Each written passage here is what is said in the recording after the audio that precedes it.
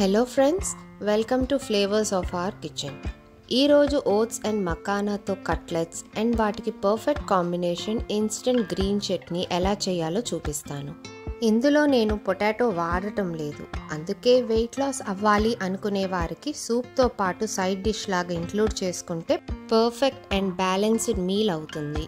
ముందుగా ఒక కడాయిలో 1 కప్ ఫూల్ మఖానా రోస్ట్ చేసుకోవాలి.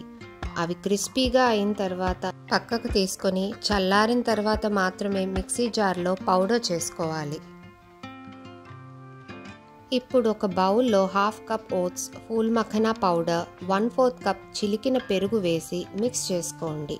వెజిటేబుల్స్ యాడ్ చేసుకున్నాక వాటి నుంచి వచ్చే వాటర్ బట్టి మీకు ప్యాటీస్ చేసుకోవడానికి సులువుగా ఇంకొంచెం పెరుగు అండ్ వాటర్ యాడ్ చేసుకోవచ్చు కన్సిస్టెన్సీ బట్టి.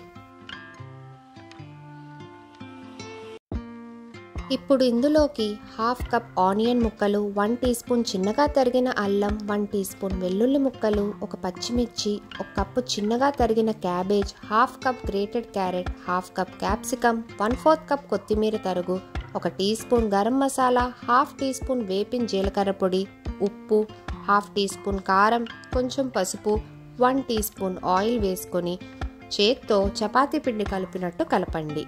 అప్పుడే ఓట్స్ అండ్ వెజిటేబుల్స్ బైండ్ అవుతాయి. మీకు కావాలంటే ఈ స్టేజ్లో కొంచెం పెరుగు అండ్ కొంచెం వాటర్ యాడ్ చేసుకోండి.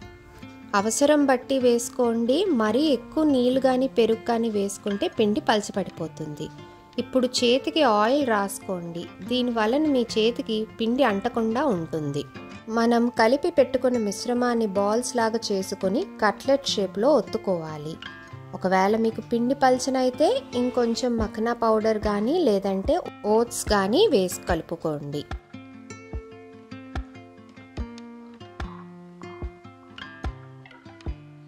ఇలా పిండి అంతా జాగ్రత్తగా కట్లెట్స్ లాగా చేసుకున్నాక ప్యాన్ వేడి చేసుకొని 1 టేబుల్ స్పూన్ ఆయిల్ స్ప్రెడ్ చేసుకోండి.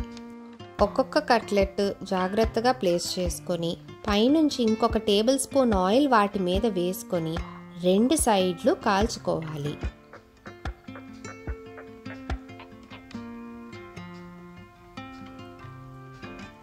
స్పూన్ హెల్ప్తో ఫ్లిప్ చేసుకోండి. ఇది ఫ్రై అవ్వే లోపల మనం గ్రీన్ చట్నీ చేసుకుందాం. గ్రీన్ చట్నీకి 1 గుప్పెడు కొత్తిమీర, 1 పచ్చిమిర్చి, 4 వెల్లుల్లి, 1 చిన్న అల్లం ముక్క, 1/2 చెక్క నిమ్మకాయ, ఉప్పు, 1 టీ స్పూన్ జీలకర్ర, 1/4 కప్ వాటర్, 4 ఐస్ క్యూబ్లు వేసి మిక్సీ చేసుకోండి. ఐస్ క్యూబ్స్ వేసి చేయడం వలన గ్రీన్ చట్నీ గ్రైండ్ చేసుకున్నప్పుడు మిక్సీ వేడికి కలర్ మారకుండా ఉంటుంది. నేను ఈ cutlets and green chutney detailed recipe డిస్క్రిప్షన్లో పెడతాను. ఇప్పుడు మన ఓట్ కట్లెట్స్ని ఇన్స్టెంట్ గ్రీన్ చట్నీతో సర్వ్ చేసుకోండి. ఈ చట్నీ మీరు వెజ్ అండ్ నాన్ వెజ్ ఏ అపిటైజర్తో అయినా సర్వ్ చేసుకుంటే బాగుంటుంది. రెసిపీ మాత్రం తప్పకుండా ట్రై చేయండి.